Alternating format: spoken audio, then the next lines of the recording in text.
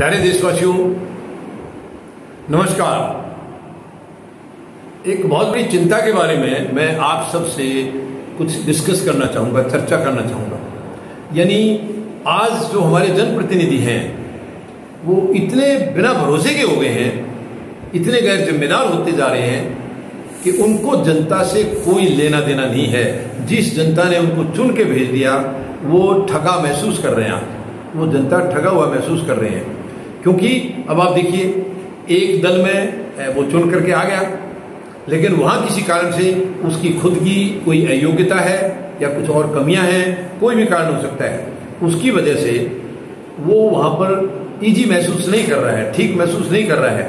तो या तो वो पार्टियां उसको निकाल देती हैं या वो खुद पार्टी छोड़ के दूसरी में चला जाता है। कितनी शर्म की बात है।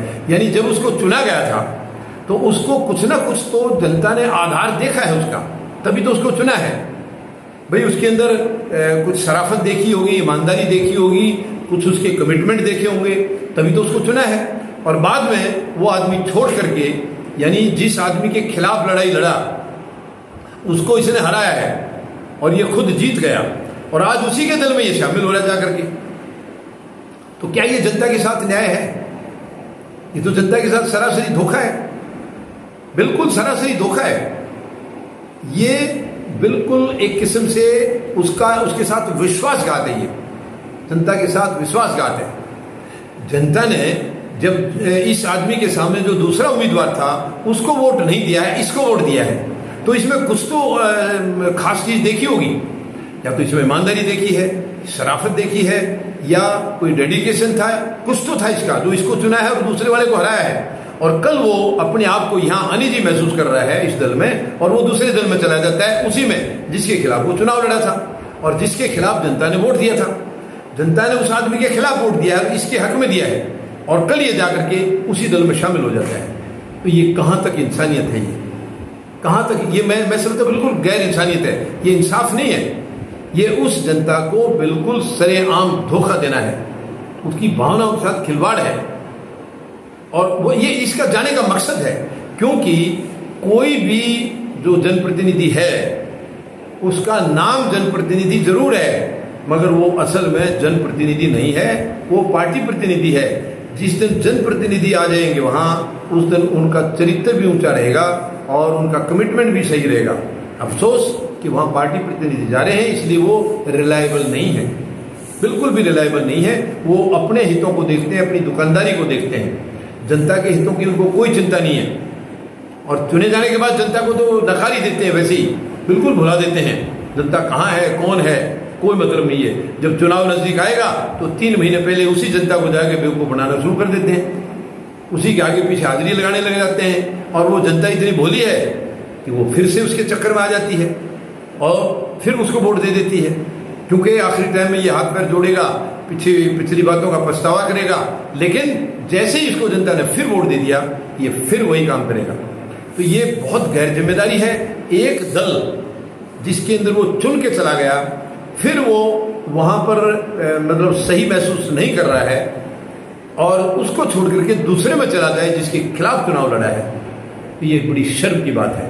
तो यहाँ सीधा सीधा ये इशारा है कि वो राजनीति नहीं कर रहा है, वो केवल व्यवसाय नीति कर रहा है, वो व्यापार कर रहा है। व्यापार की नीति है ये कि हमें दुकान चलानी है, यहाँ से ही नहीं चल पा रही है तो वहां चलिए।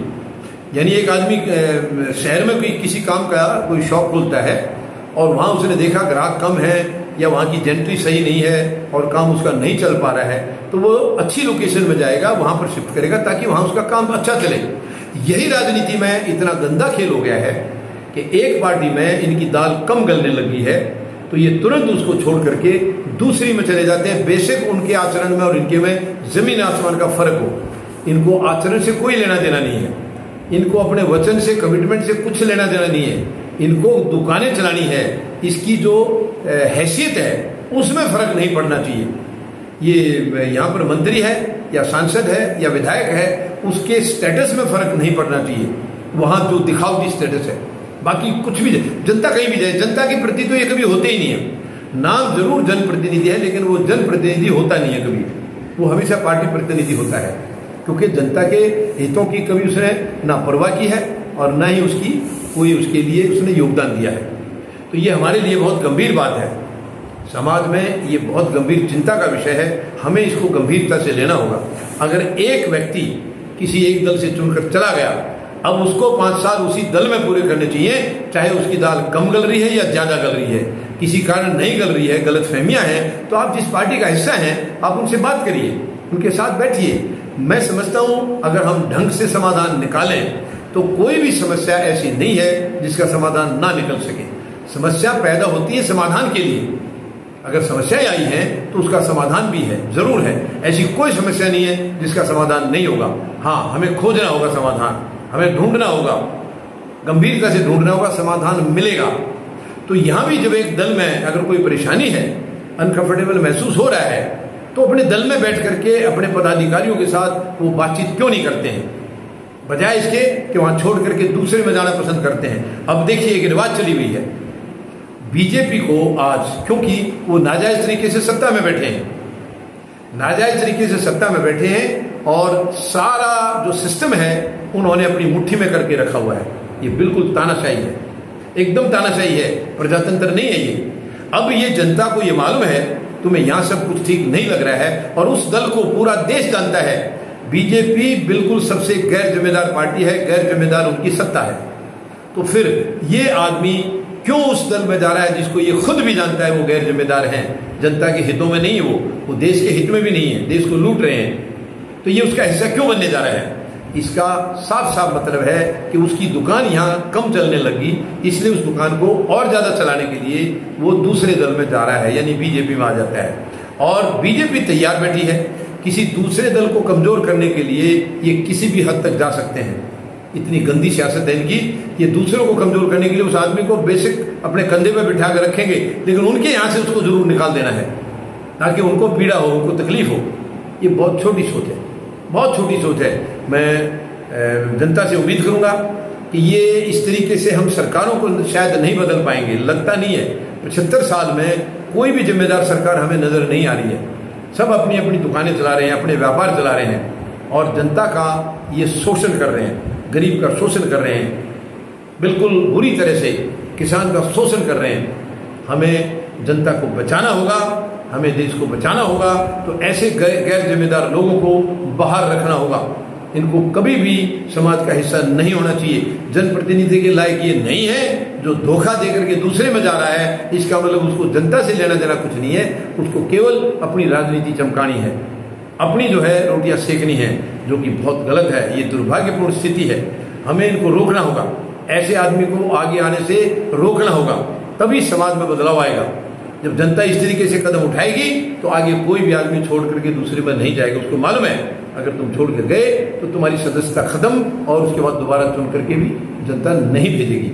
तो मैं उम्मीद लगाता हूँ शायद जनता इसके ऊपर गौर करेगी, अमल करेंगे, और कृपया इस ओर बिल्कुल गंभीरता से ध्यान दें और हमें ऐसे लोगों को मतलब उनको बेदखल करना होगा, आगे चुनकर जाने से रोकना होगा, क्योंकि ये समाज के ऊपर कलंक है, ऐसे लोग समाज के ऊपर भार हैं, ऐसे लोग देश का भला नहीं कर सकते हैं।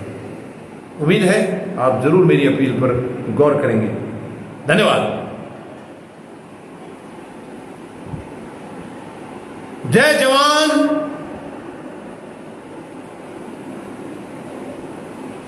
जय किसान, जय हिंद।